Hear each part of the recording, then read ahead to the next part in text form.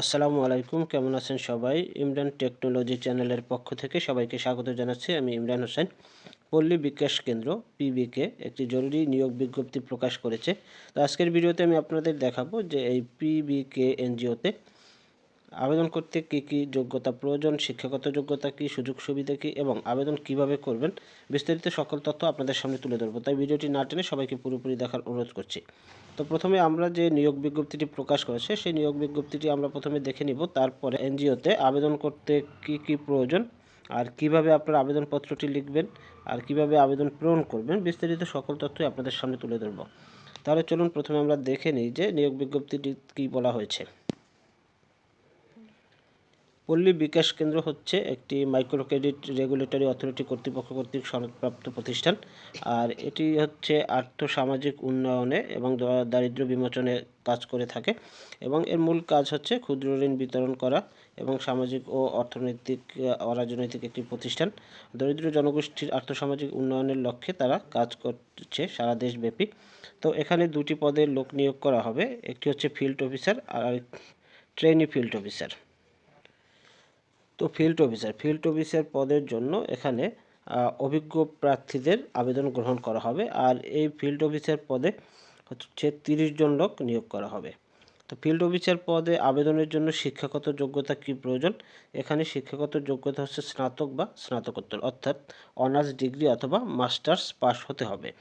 বয়স সর্বোচ্চ 35 বছর, 35 বছর উপরে হলে আবেদন করতে পারবে না।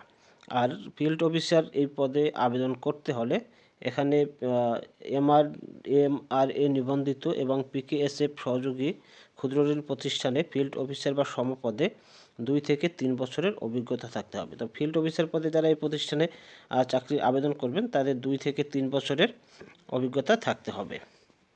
তো এখানে বেতন হচ্ছে আপনার শিক্ষানবিশকালে 24,000 টাকা, 24,000 টাকা বেতন পাবেন শিক্ষানবিশকালে। আর স্থায়ীকরণ হলে 27,160 টাকা পাবেন। এর সাথে বিভিন্ন ধরনের ভাতা রয়েছে, যেমন মোবাইল, মোটরসাইকেল, জ্বালানি, তারপর হচ্ছে মাসিক বেতনে অন্তর্ভুক্ত নয় এগুলো। মোবাইল ভাতা এবং জ্বালানি ভাতা ইত্যাদি আলাদাভাবে প্রদান করা হবে। এই দুটি ভাতা আপনারা বেতনের সাথে অতিরিক্ত হিসেবে পাবেন।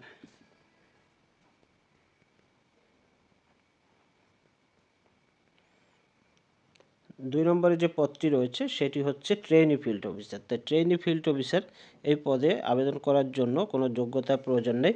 আর এই ট্রেনি ফিল্ড অফিসার এবং ফিল্ড অফিসার দুটি পদেই বাংলাদেশের যে কোনো জেলার মানে যে কোনো অঞ্চলের বাসিন্দারা আবেদন করতে পারবে। ট্রেনি ফিল্ড অফিসার পদে 50 জন লোক নিয়োগ দেওয়া হবে। এখানেও শিক্ষাগত যোগ্যতা স্নাতক বা স্নাতকোত্তর, বয়স 35 বছর, আর অভিজ্ঞতার প্রয়োজন নেই। এই পদে চাকরির জন্য কোনো অভিজ্ঞতার প্রয়োজন হবে না।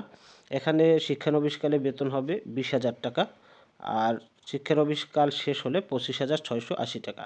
আর এ পদেও আপনারা মোবাইল ভাতা এবং মোটরসাইকেলের জ্বালানি ভাতা প্রাপ্ত হবেন। দুটি পদের জন্যই মোবাইল বিল এবং জ্বালানি বিল পাবেন। আর এখানে আরেকটি ব্যাপার রয়েছে, দুটি পদের জন্য যেটি প্রযোজ্য, প্রার্থীদের মোটরসাইকেল বা বাইসাইকেল চালানো জানতে হবে। আর যাদের ড্রাইভিং লাইসেন্স আছে বা মোটরসাইকেল আছে তাদেরকে এই চাকরির ক্ষেত্রে অগ্রাধিকার দেওয়া হবে। এবং যারা কম্পিউটারে ওয়ার্ড, এক্সেল, বাংলা, ইংরেজি টাইপ এবং ইন্টারনেট চালাতে পারেন তাদেরকেও চাকরির ক্ষেত্রে অগ্রাধিকার দেওয়া হবে।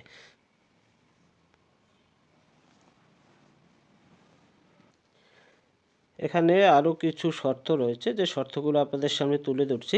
এখানে প্রার্থী যাদেরই চাকরি হবে তাদের কিন্তু কিশোরগঞ্জ, গাজীপুর, নরসিংদী, নারায়ণগঞ্জ, কুমিল্লা ও ঢাকা জেলার যে কোনো গ্রাম পর্যায়ে কাজ করতে হবে। মানে এখানে এই যে 80 জন লোক নিয়োগ দেওয়া হবে, 80 জন লোক, এখানে যে 6টা জেলার উল্লেখ করা হয়েছে, এই 6 জেলার যে গ্রামসমূহ রয়েছে সেই গ্রামসমূহে কাজ করার মানসিকতা থাকতে হবে। যদি যাদের মানসিকতা আছে তাদেরকেই শুধু আবেদন করার জন্য উৎসাহিত করা হয়েছে।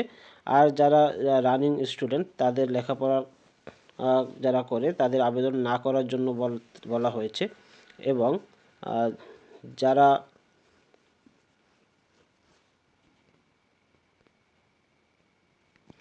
কোনো সংস্থা থেকে চাকুরিচ্যুত হয়েছে তাদেরকে আবেদন না করার জন্য বলা হয়েছে। এখানে আরও কিছু ব্যাপার রয়েছে, যে যোগদানের সময় সকল পদের প্রার্থীদের জন্য বাবা মা, আপন ভাই বোন বা নিকট আত্মীয় দ্বারা কমপক্ষে একজন জামিনদার থাকতে হবে। এখানে একজন জামিনদার প্রয়োজন হবে এবং চাকরিতে যোগদানের সময় 12,000 টাকা জামানত হিসেবে দিতে হবে।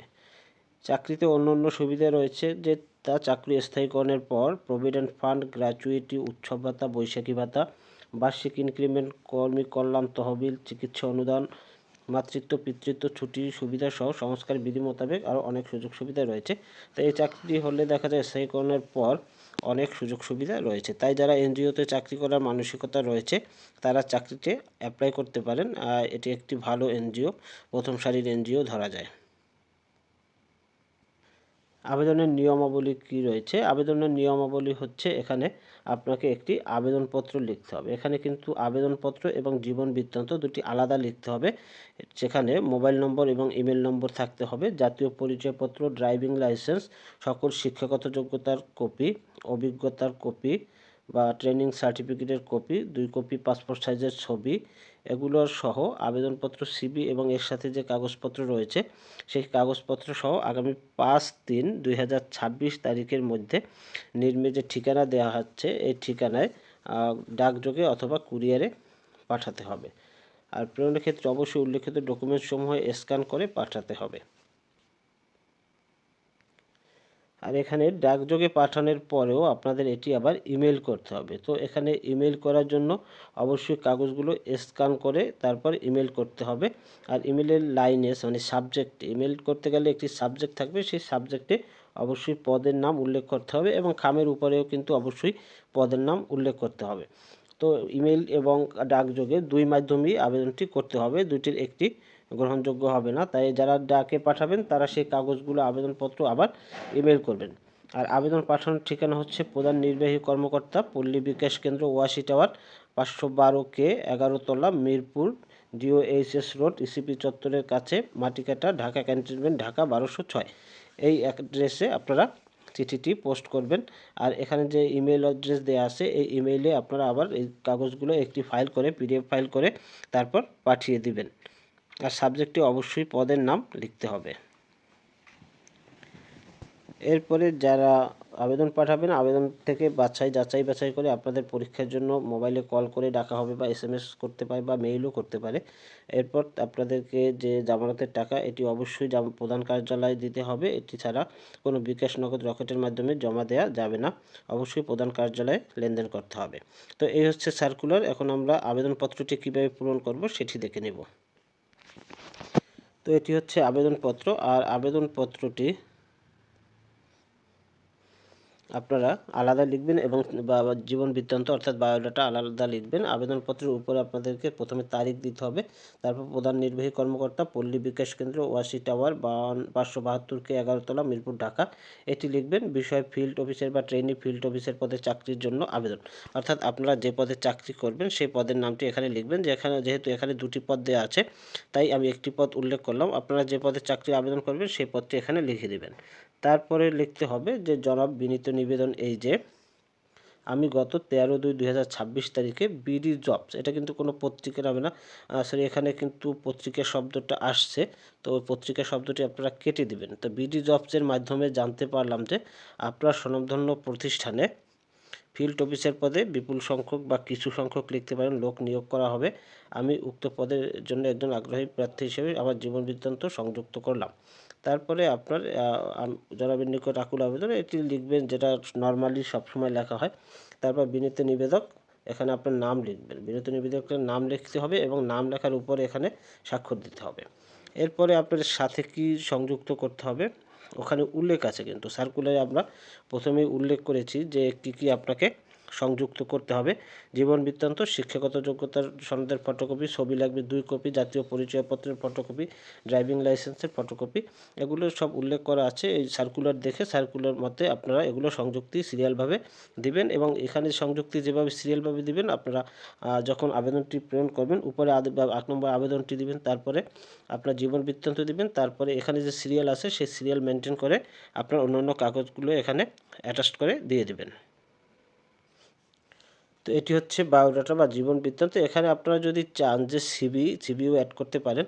তো ওই বায়োডাটার নাম, পিতার নাম, মাতার নাম, বর্তমান ঠিকানা, স্থায়ী ঠিকানা, ধর্ম, জাতীয়তা, বৈবাহিক অবস্থা, তারপর জাতীয় পরিচয়পত্র নম্বর, জন্ম তারিখ, উচ্চতা, ওজন, রক্তের গ্রুপ, ড্রাইভিং লাইসেন্স নম্বর, মোবাইল নম্বর এবং এখানে আরেকটি তথ্য দিবেন ইমেল অ্যাড্রেস। ইমেল অ্যাড্রেসটি অ্যাড করে দিবেন। আর এখানে এসএসসি এইচএসসি দুইটি পরীক্ষার দেয়া রয়েছে তথ্য। আপনার অনার্স মাস্টার্স বা ডিগ্রি মাস্টার যদি থাকে সেটি এখানে দিয়ে দিবেন। তারপর হচ্ছে অভিজ্ঞতা। আপনার যদি অভিজ্ঞতা থাকে তাহলে এখানে অভিজ্ঞতা একটি বা দুটি অভিজ্ঞতা থাকলে এখানে আপনারা অভিজ্ঞতা লিখে দিয়ে দিবেন। তো এই হচ্ছে বায়োডাটা বা জীবন বৃত্তান্ত, এটি আপনারা দিতে পারেন। আর আপনাদের অনেকেরই হয়তো সিভি করা আছে, আপনারা আবেদনপত্রের সাথে সিভি দিতে পারেন। তবে একটি কথা হচ্ছে, যদি আপনারা ইংরেজিতে সিভি দেন তাহলে কিন্তু কভার লেটারটা আসলে ইংরেজিতে ব্যবহার করতে হয়। তাই বাংলায় আবেদনপত্র লিখলে বাংলায় বায়োডাটা এরকম একটা সিভি দিলেই ভালো হবে। তো এই হচ্ছে পিবিকে অর্থাৎ পল্লী বিকাশ কেন্দ্র এনজিওতে আবেদন করার পদ্ধতি আমি বিস্তারিত তুলে ধরার চেষ্টা করলাম। ভিডিওটি ভালো লাগলে অবশ্যই লাইক কমেন্ট শেয়ার করতে ভুলবেন না। আর যারা চ্যানেল নতুন অবশ্যই চ্যানেলটি সাবস্ক্রাইব করে পাশে থাকবেন। সবাইকে ধন্যবাদ জানিয়ে শেষ করছি। সবাই ভালো থাকবেন। আল্লাহ হাফেজ।